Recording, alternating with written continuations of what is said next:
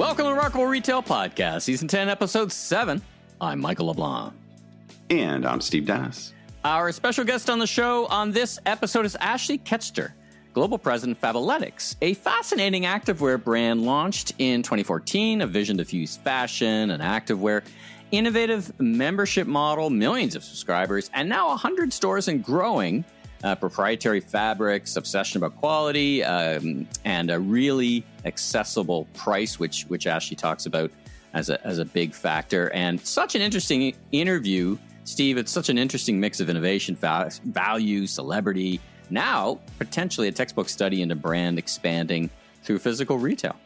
Yeah, I think what's particularly interesting, I mean, you hit on a lot of the points, but, you know, on one hand, you think of the athleisure activewear category, if anything, being overcrowded, right? And then here's a brand that has managed to really carve out an interesting niche and continues to grow. So, yeah, I think there's a bunch of interesting takeaways here for companies trying to figure out a way to differentiate themselves amidst a ton of competition, for sure. So, hey, listen, it was great to see you in Chicago. I'm just back off the plane. We spent a few days wrapped in my Canada Goose jacket because it was pretty cold.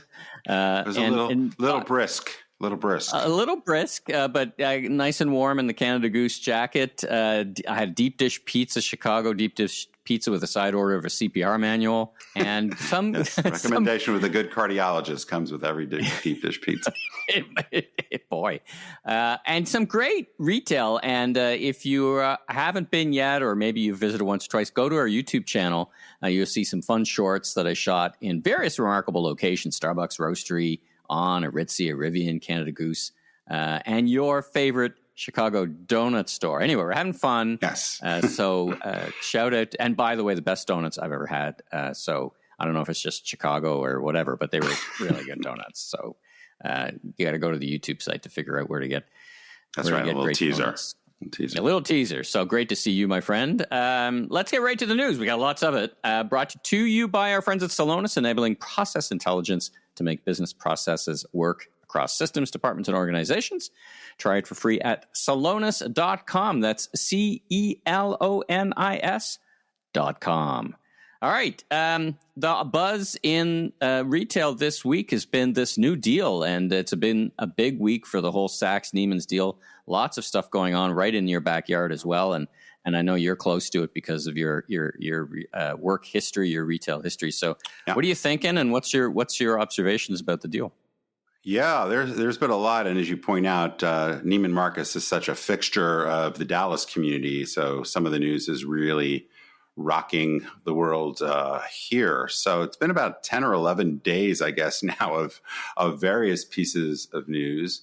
The starting part of this was a letter that Mark Metrick, who is now the CEO of the new company, Saks Global, the combination of Saks and Neiman's, sending a letter out to vendors telling them that they were going to be trimming the vendor base over time by about 25%.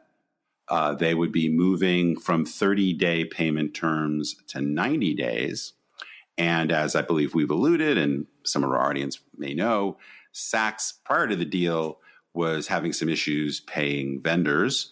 And so they laid out the new terms or their plan to get current. And let's just say the vendor base was not excited. In fact, our friend and podcast guest, Lauren Sherman and Puck, termed this the Saks-pocalypse, because a lot of vendors were quite unhappy to learn that they were not going to get current on their payments for, it initially sounded like 12 months, because Saks said, we are going to get current with you in a series of monthly payments over a 12-month period.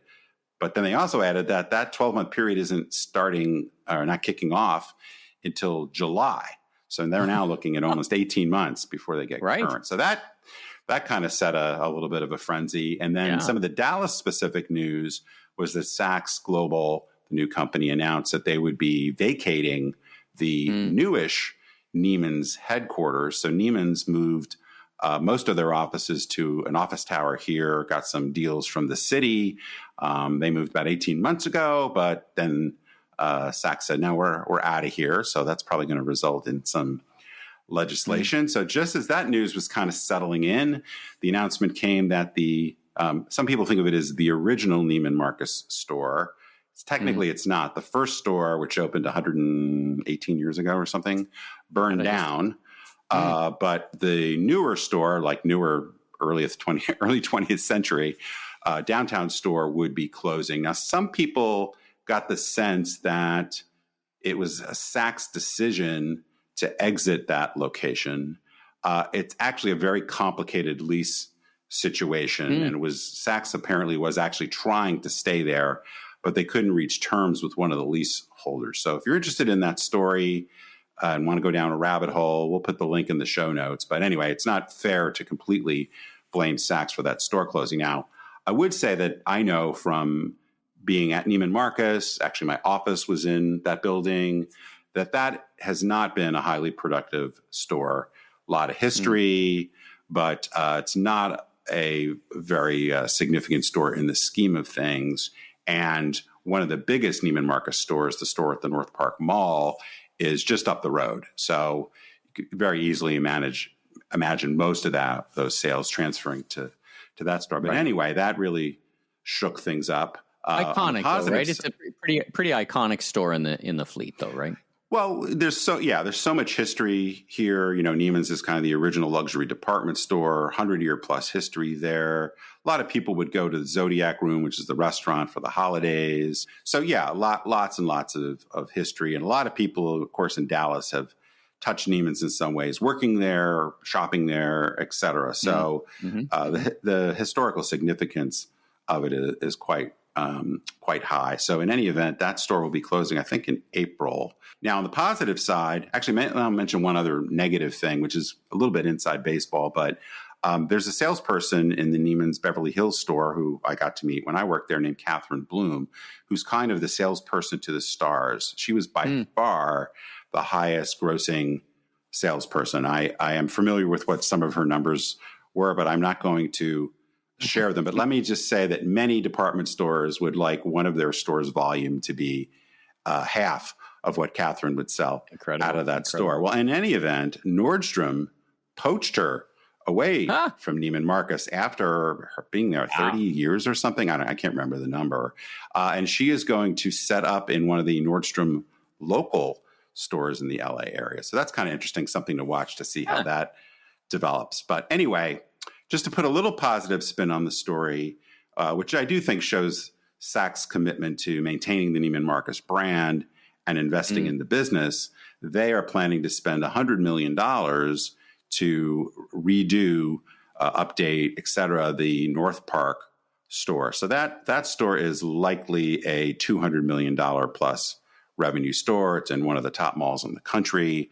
It has not had a lot of money go into it, and it doesn't look, frankly, that good compared to some of the vendor stores like the Louis Vuitton, the Gucci, the Prada stores that are right outside. So it needs some updating. It needs some respacing. You can imagine some other things they're going to do. But that's a lot of money to put into one location. So anyway, there's some positive news there. But yes, the Dallas world, as well as the luxury fashion world in North America, is having some seismic shifts. And would you say from a brand perspective that Neiman's is very strong in Texas and maybe a few other states, but Saks is a stronger brand in other parts of the country? So this is their kind of rebalancing and figuring out geographically where the strengths are in the different brands? So generally, where I was aware of competing numbers, the Neiman Marcus stores tended to be on average stronger than the Saks stores, but that varies a lot geographically. So in the Northeast, Saks Fifth Avenue would tend to be stronger. But as you get to the South, as you get to the West, because there's stores in San Francisco, LA, et cetera, maybe not so much. So one of the things I think that's interesting and may have changed that perspective or made it even more distinct is my understanding, though there aren't public numbers on this, is that the Neiman's business has been kind of flat-ish for the last several years, where the Saks business has been negative. So, whether that tends to push, if over time which I assume they will do, they'll consolidate some of these overlapping locations. Whether that tends to favor Neiman's, we shall see. But anyway, more to come, I'm sure. Let's talk about earnings. We got some earnings coming out from a few key players, starting with Walmart. Talk about it.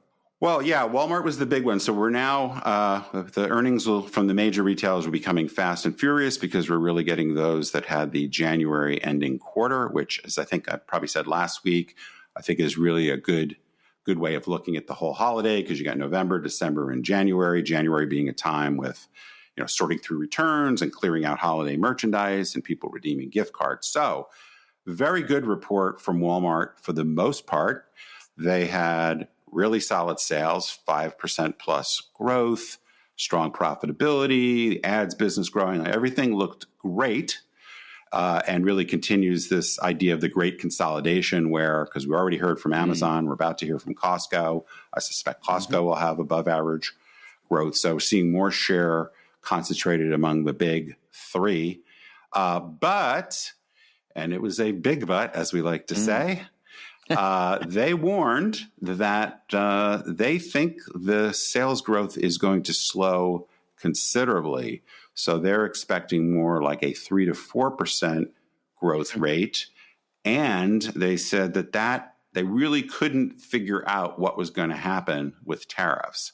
So the tariff situation, depending upon how that plays out, could make those numbers worse.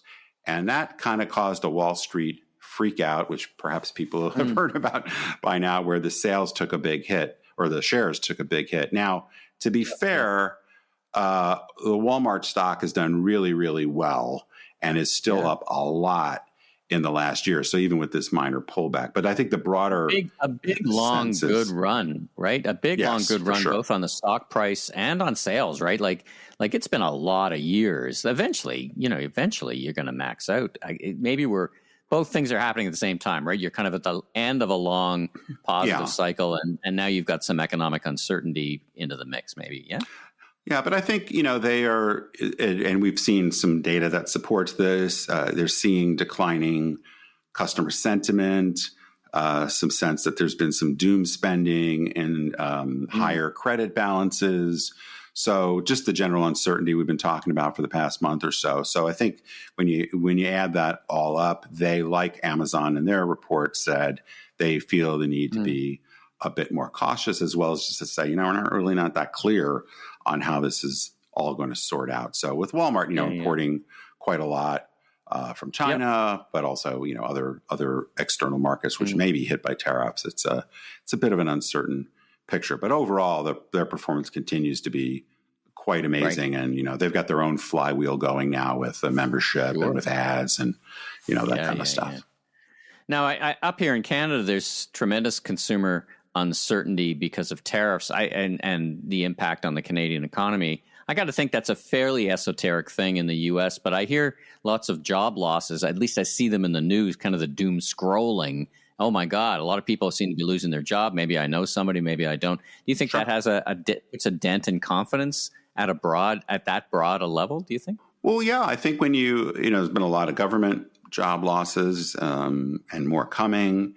The reduction in government spending in general, tech layoffs, the store closings have been quite high the first couple months of the year. So, yeah, I think somehow or other, a lot of people will know somebody, whether they've been affected directly or somebody in their family or friend network, seeing these job losses. And I think it does feel different than it did a year ago. And so that's just, I think, going to add to people's malaise and say, maybe we can put off that purchase or just pull back pull back a little bit. Now, maybe that'll, once if and when there's more certainty, presumably at some point there will be, that may unleash some pent up demand. But right now it does seem like consumers are becoming ever more cautious.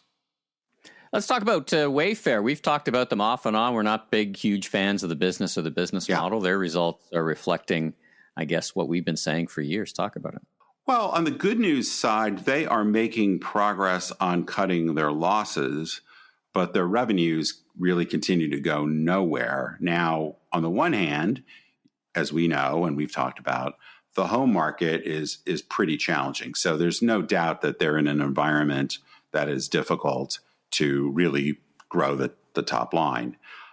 The other argument, which is the argument I've been making for a couple of years, is as they try to improve their product margins, largely through getting their pricing in better order, as well as pull back on the crazy amount of marketing they've been doing, the unsustainable amount of marketing. That was part of what was propelling their revenue growth.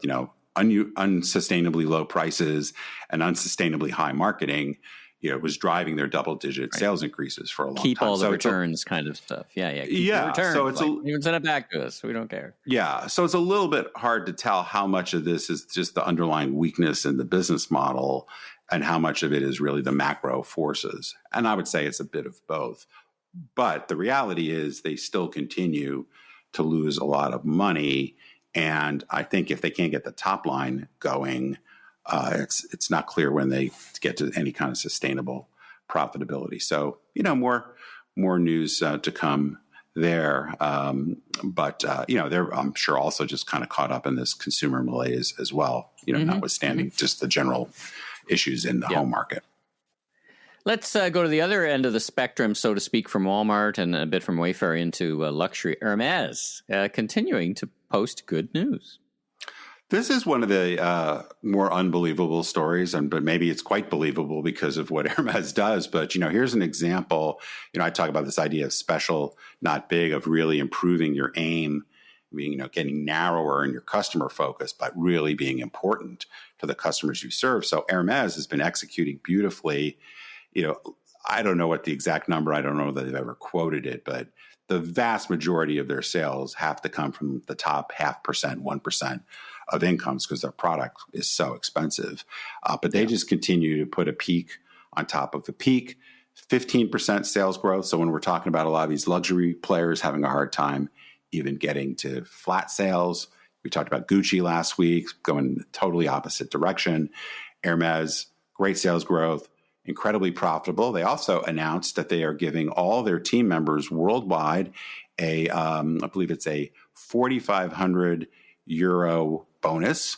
So all their employees will be getting a nice check. So they're sharing the wealth. So there's still, there's always segments. Some of it has to do with macroeconomics, but some of it just has to do with having a really good business model that you execute beautifully on. And we're seeing pockets of success, even as the overall economy is pretty questionable. So when you and I were in New York for the big show, we paid a visit to some stores on Fifth Avenue, including the phenomenon that is Kim Kardashian and her Skims store. And right across the street from Skims, of course, is the Fifth Avenue flagship store for Nike. It seems those two crossed the street with each other and got a few ideas. Yeah, well, as we've talked about, Nike's got a new CEO, and we're starting to see some new moves. They're making moves there. This is one of the first big announcements we've seen from their new CEO. They're teaming up with Kim Kardashian and her shapewear brand Skims to launch a new women's activewear brand that'll be coming out in just a couple months, I guess. So, as we'll hear with our guest Ashley, activewear is a pretty crowded space, but there are obviously opportunities to do well. Kim Kardashian has obviously a lot of brand awareness, lots of followers. The Skim brand's been doing pretty well, so it'll be interesting to see shapewear with activewear, shape and active together. Yeah, so I think it's interesting. I think I commented when I was in the Skim store that I didn't really get it, but it's not for me. So it is not for you. That's doesn't mean I'm right about the potential. But yeah, first kind of big strategic move, new product innovation move from the new leadership team. So stay tuned for that. Let's finish up on Dick's Sporting Goods, a business both you and I like and have enjoyed watching them adapt their business and business model with all kinds of new concepts. And as you often say with new concepts, they don't all survive and you should make some decisions. So talk about what's going on at Dick's. Yeah, I've referenced Dick's over the years as a company that I think, and I worked with them a little bit a few years ago when they were just kind of getting started on this journey of a lot of experimentation. And so the experimentation was not only with things like personalization and mobile apps and, more technology solutions, but it was experimentation in new formats. So they've been playing around. I guess it's probably not fair to them to say playing around because they've been pretty serious about a number of new formats. So one of those formats is an outdoor focused format called Public Lands. And they have decided not to go forward with that expansion, and they are closing down those 5 locations. They also acquired Moose Jaw, I believe from Walmart, I think, if memory serves, a bunch of years ago. And they're also shutting down some of those retail locations. So apparently the outdoor category, the great outdoors, is not showing great potential for Dick's. But on the other hand, which is one that's a little bit closer to their core format, they have a thing called House of Sport, which is a larger format, kind of very experiential with climbing walls, things like that. Sports simulators, you can practice your golf swing, that kind of stuff. They've been opening quite a few of those. They are going forward with opening 15 new House of Store or House of Sports locations this year. And just to show the circle of life that is retail, which is tied here to the Dallas area, the Stonebriar Mall, which is a very big shopping center in the northern suburbs of Dallas, up in a place called Frisco. I don't even know how much square footage, very vast, bunch of anchors, but the Sears location has been closed there for a number of years.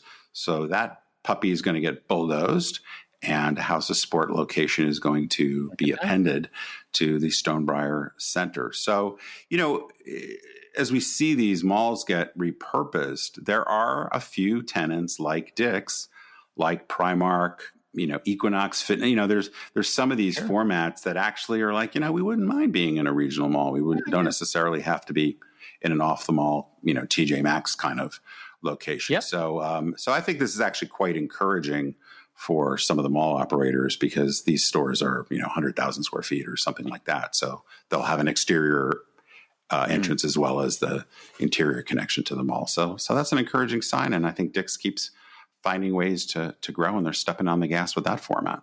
All right. Well, that's the news brought to you by our friends at Salonis. Now let's get to our fantastic interview with Ashley and talk all about Fabletics. Ashley, welcome to the Remarkable Retail Podcast. How are you doing this afternoon? I'm good. Thank you for having me. Well, it's such a treat. We almost ran into each other, so to speak, at the big NRF show in New York, and we're so thrilled we could find time amongst and in your calendar to join us on the mic here today. Where are we finding you today? Where are you located? I am in LA. So I'm at Fabletics, and our corporate office is in El Segundo. Let's talk about you.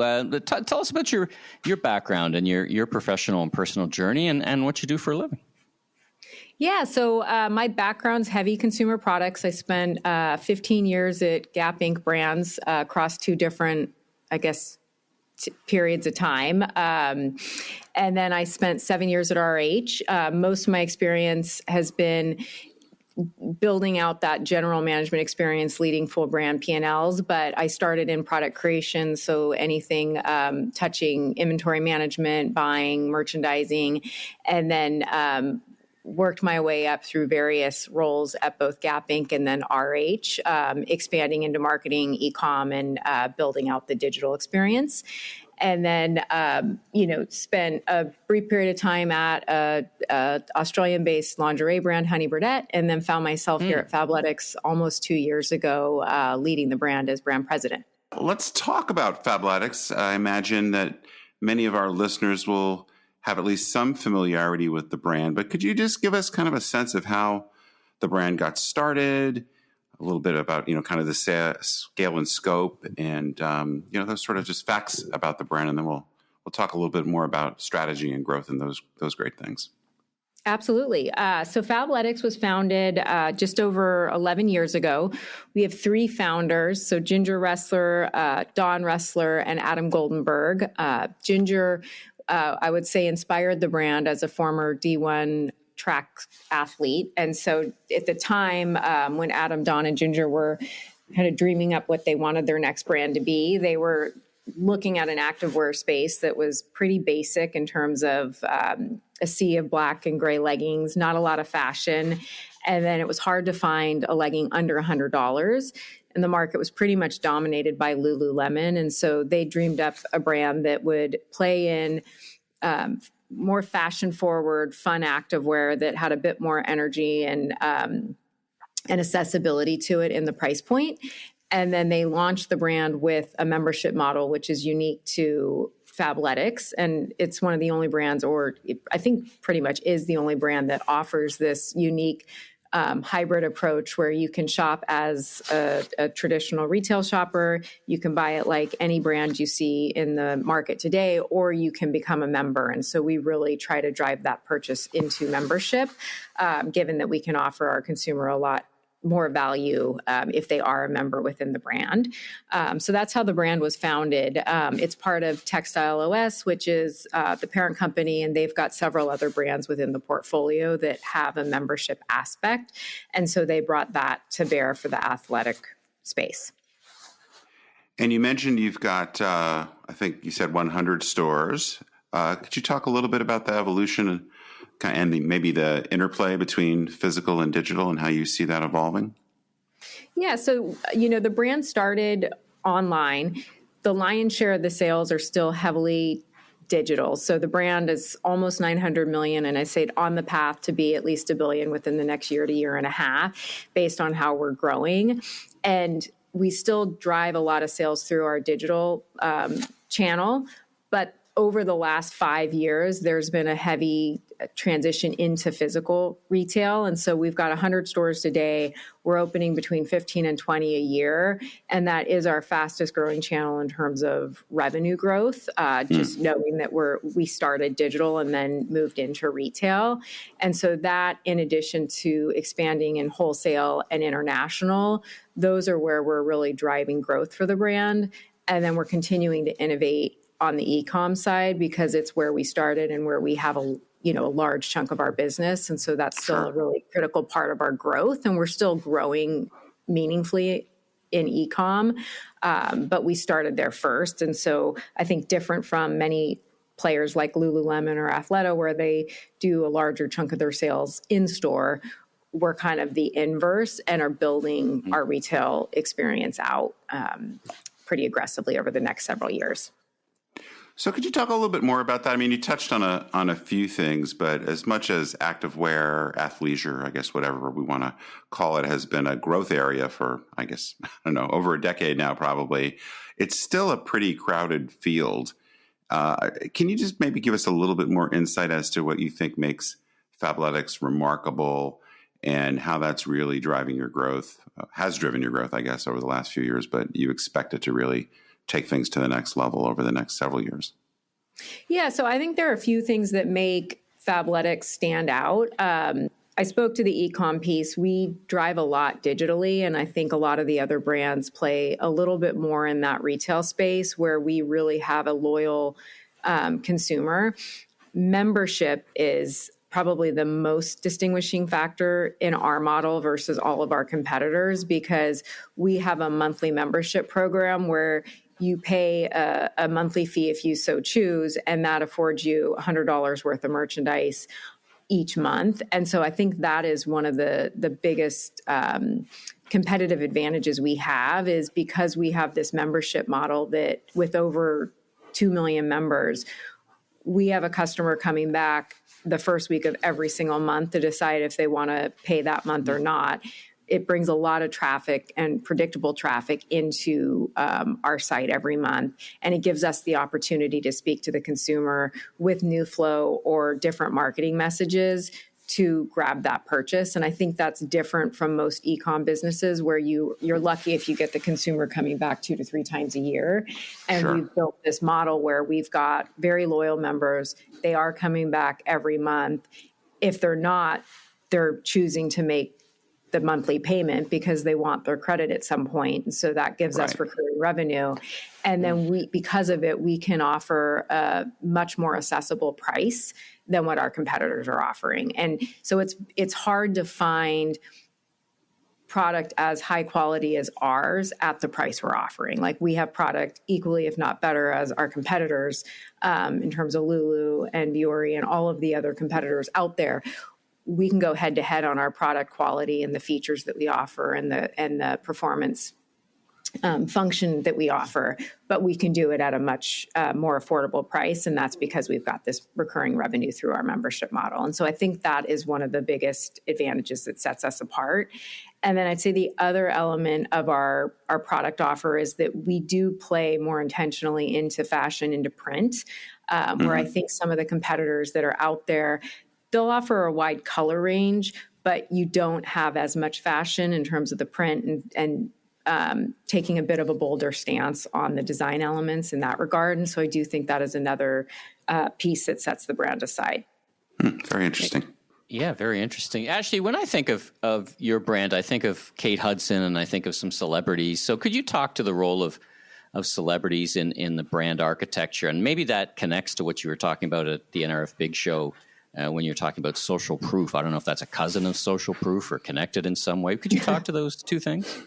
I like the term a cousin. It is definitely a cousin. So I think when I think of Fabletics, they established themselves as a brand that intentionally went after influencer marketing and celebrity partnerships early before it was, I think, probably just table stakes now for the way a lot of people operate. But they intentionally partnered with Kate Hudson, who has a wide appeal, definitely, I would say kind of that girl next door that most people welcome into their home, whether it's through the movie she's in or just look at her as a fashion or style icon. And so I think that gives that element of social proof marketing just by putting the product on someone like Kate, and it built the brand awareness up very quickly. Like our brand awareness relative to some of our competitors is pretty impressive. And I think that's because the brand intentionally partnered with various celebrities and influencers to grow that. It felt to me like it helped bootstrap the brand, but it's not what the brand's based on today. It's much more than that today, right? Was that a fair statement?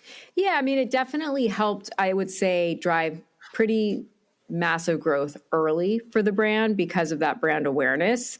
And then because of the membership and building that awareness early, the brand has been able to acquire a lot of customers and build, I would say, that respect and kind of the awareness of the brand that you need to drive consumer purchase.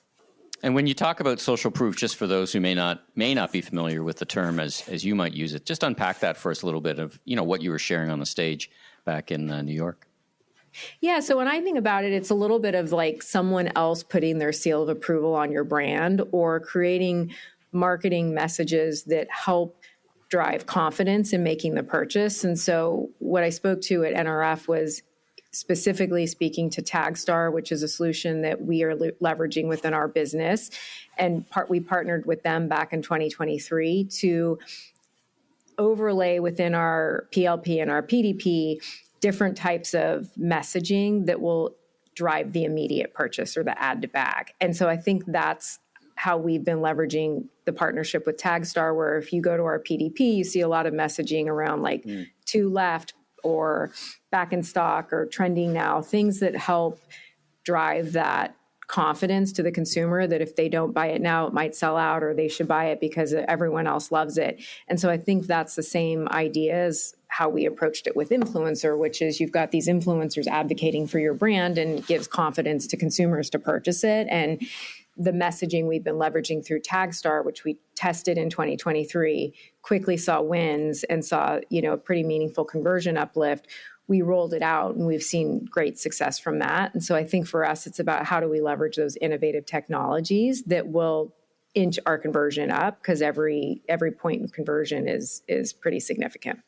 Yeah, some things never change. The simple math of improved conversion, right? So the math is easy. It's not always so easy to make it work, right? So exactly. Maybe shift gears just a little bit. It seems like for a number of years, and I imagine this was part of your work at some of the other brands you worked for that we talked about earlier. But this idea of aligning a brand's positioning or differentiation to your customers' values, and many times I think at least the hot topic has been that how do you be seen as a more purpose-driven brand, whether you're aligning yourself with sustainability or diversity, equity, inclusion. But many of these things have now, as you well know, become a bit controversial, perhaps, or maybe people haven't seen the results from some of these more purpose-driven efforts. So I noted that you I guess, fairly recently struck up a partnership with ThreadUp, and we've had James on the podcast, I guess, about a year ago. But anyway, any just kind of general comments about how you align the brand positioning and some of your efforts with what you see as your core customers' values, and is that shifting in this world where some of these things are becoming a bit more controversial, perhaps? Yeah, look, for Fabletics, the brand was founded on the importance of inclusivity. So I think for us, DEI is just as important as it was a year ago and will continue to be an important part of the brand. Our mission statement at the time the brand was founded was, and I'm not going to read it word for word, but it essentially is that the brand was set out to deliver fashionable, accessible activewear for everybody. And so I think if you look at our assortment, we've got the widest size range that is out there, going all the way up to 4X.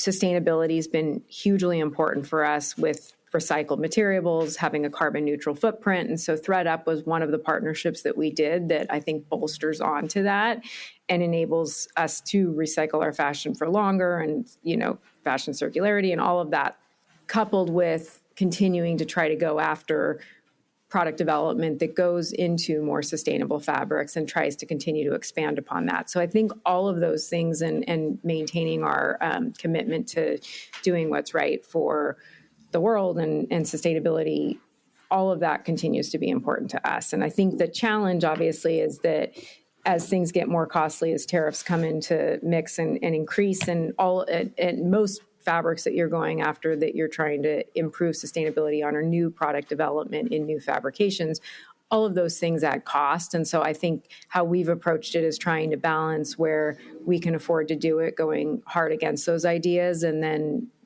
understanding where we can't at this point in time and how we might migrate over time to additional opportunities there. And so I think the ThreadUp one is a great one because it's not something that's driving incremental cost to us, and it's helping solve an important thing out there. Can we spend a minute on technology? Lots of technology out there to choose from, both for your stores and your supply chain and for all these other things. We haven't said the word AI yet, and we're pretty long into the interview, but let's talk about it now. What technologies are you thinking that will provide meaningful added value to your organization that you're focused on and that you've got the team focused on, whether it's within e-commerce or the physical stores or supply chain or wherever? So we have an interesting technology, I would say, package, because we've got a portion of our technology that's proprietary because we are a membership. So you can't necessarily solve that as easy just buying off the shelf in some of the other platforms that are out there. And so we've got our own proprietary system that we use for all of our e-com. And then we've got really cool technology that was built in-house for our stores and our fitting room experience.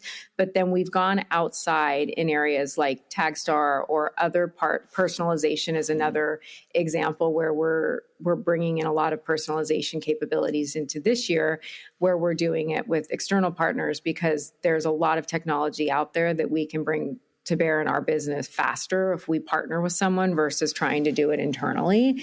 And so we really go through a process of evaluating what can we do internally that's necessary to support membership that's not necessarily out there versus what can we do externally where there's a lot of capabilities that we aren't taking advantage of that we want to fast track into our business. On the AI side specifically, I'm keen to learn more about areas that touch product development and design, because I think there's some really cool things out there that you can do to expedite the design process that you can bring in. I think there's a lot on the marketing and photography side that we're not taking advantage of that could definitely reduce costs and help streamline some processes, as well as just add value to work that's somewhat manual today in the business. And then where we are leveraging it, like language translation, and we're doing a lot with video and enhancing some things around live shopping and what I spoke to earlier with Tagstar, like those things are working well. So I think we'll continue to work with partners that we already have in the mix to try to expand on those capabilities. But I'm eager to kind of see what's out there more on the marketing and the product creation side as two areas where I don't know that people have leveraged it as much versus things like customer service, where we've got a lot of AI for chat and product solutions. So I'm in Chicago. I'm sitting in my hotel room, and I could throw a big, thick catalog book and hit the RH store here. It's like right at the corner. It's a beautiful store. You work for RH and a bunch of other brands. Wonderful store, by the way. What leadership lessons have you gleaned from that you could share with the people from working for such from Gap all the way to RH? What a spectrum of brand and engagement and value. Talk about kind of those key leadership lessons. Yeah, I feel very fortunate that I worked at brands like Gap Inc. and RH, because I think what I picked up is that throughout my journey there were a lot of leaders willing to lean in, educate me, take risks on me in different positions where I would jump into different roles and I didn't necessarily have the experience or grow up in those functional areas. But I found leaders throughout both of those experiences that were willing to spend time with me, teach me what I needed to know or didn't know, and take a risk on me. And so I would say, I think for anyone early in their career or building out their career, particularly if you want to go into an area like a GM role or leading full brand P&Ls as a president, finding the leaders that will spend the time with you, that will take a risk on you, and then leveraging and taking advantage of that time with them is key. Because I've learned a lot from leaders that weren't necessarily even in my own area of business when I started, in whether it was planning or merchandising, and someone on the digital business or someone in marketing willing to sit with me and help educate me on different parts of the business. I think that was hugely beneficial. And so I would just say, take advantage of those leaders that are willing to spend the time with you. And then I always feel like if you have a retail or physical footprint, talking to the sales associates and talking to people in the stores and understanding what the customer's saying, because you can't get that the same way that you get that in store on the digital side of the business. Like, you can read customer reviews and you can glean what you can take from that. But if you can actually talk to a sales associate that's talking to a customer every single day and getting live feedback, that's going to be the most authentic way to understand opportunities in the business. And so I think taking advantage of a brand like Gap Inc. or RH, or you have a lot of stores, and talking to those store leaders, I think you get a lot of value out of that in building your brand. And then the last thing is, I think, just like talking to everyone within the organization and not putting too much into like the hierarchy or levels. Cause I think for me, like, you can learn the most from someone at the analyst level or someone that's like close to executing the work and understanding the pain points they may be going through in the actual work. Cause I think you don't get that when you're so many levels up and you're a multi-billion-dollar business. You can sometimes lose sight of what it takes to get the job done. And so I've always found it very helpful to like spend time with everyone in the organization at all levels, and give credit where credit's due. There's a lot of people doing the work to drive the success, and make sure you understand who those people are and learn from them if you can. Well, sadly, we're coming up against our time, but before we let you run, what's kind of next on the Fabletics playbook? What are some of the things that have got you excited that you're working on, you and your team are working on for 2025 and beyond? Yeah, we're super excited for the next year or two. We've got a lot of international growth ahead. So Michael Roth, he's my head of international. He's started about a year ago, and he and I have been traveling the world, bringing on new partners to help bring Fabletics to those markets. So this year we're launching in Mexico, Central America, South America. We're going to open in the Mall of Dubai. We've got a lot of growth coming in new markets. We're opening in Greece later this year. So I'm excited about our international expansion, because up until this point, we've had primarily e-com in Europe, but we haven't had anything outside of Europe. And so we have a lot of growth coming. And then we're expanding into wholesale. So starting with Nordstrom's next month. And then we've got several other wholesale partners that we've signed up to launch in Q3 and Q4. So we're pretty excited about the wholesale growth, because Fabletics took a very digital approach initially and wasn't going after wholesale as a channel to grow the business. And that's where we've decided that's a big growth opportunity for us. We want to go in a narrow way in terms of the assortment we offer, but we do feel that once we get people touching and feeling our product, it's going to be the way to expand our membership success. So wholesale is another big growth vehicle for us. And then the last area is, and I mentioned it earlier, but retail. We believe we could have 200 to 250 stores at some point. And so we are aggressively going after the right locations to expand our retail footprint. Wow. Well, it sounds like a big remit and plenty of activity, lots of frequent flyer miles perhaps in the year ahead. But that's right. It's an exciting story. Actually, just one quick question about the international expansion. Are you finding or do you believe that you have to alter your go-to-market strategy very much to adapt to local market conditions, or is it pretty much kind of the same brand positioning, product offering across the board? I am a big advocate of altering your go-to-market position, not in terms of like who the brand is. Like as a U.S. founded brand, we are proud of the brand we have. We are fashion forward. We are fun. That's, Fabletics, and the F in Fabletics stands for a few key pillars: fun, fashion, function, fit. Like those are kind of the 4 elements of our brand that we put a lot of our decision making through. So we wouldn't necessarily alter those things, but how we think about membership in new markets, we are altering. We're not going to launch with membership from day one. We're going to launch as a brand, get our, new consumers accustomed to what the brand stands for, the value proposition that we offer, and then roll membership over time. It's not something that's as common in these international markets. And so getting a new market to understand not only the brand and who we are, but to also then understand a new business model, that's a little tricky to try to do all at once. So we're not necessarily going to launch with membership. And then how we think about our pricing and our product, right? If it's counter seasonality in a market like Australia, you have to be really mindful of what product you're bringing and when. And so we will alter things around our assortment, and then the price. Mexico is definitely more price conscious than certain markets out there, so we will be mindful of that when we're adopting product for the Mexico market. And so I think those things are all pieces of our, I would say, localized assortment strategy or pricing strategy for new markets, and then how we think about membership so we're successful from the start. Well, you've certainly got a lot going on. You probably have a plane to catch or a partner to talk to or a store lease to review. So we'll let you go, but we're thankful for your making the time for us. And it's such an exciting story. And Michael and I certainly wish you the best of luck. And we're really looking forward to seeing what's next for such a great brand. So thanks for joining us, and good luck with everything you got going. Thank you. Thanks for tuning in. If you liked our episode, please take a moment to give us a 5-star rating on Apple Podcasts. And I'm Steve Dennis, strategic advisor, keynote speaker, and best-selling author of 2 books, Leaders Leap, Transforming Your Company at the Speed of Disruption, and Remarkable Retail, How to Win and Keep Customers in the Age of Disruption. You can learn more about me, my consulting, and keynote speaking at stephenpdennis.com. And I'm Michael LeBlanc, consumer retail growth consultant and advisor, keynote speaker, and media entrepreneur. You can learn more about me on LinkedIn. Safe travels, everyone.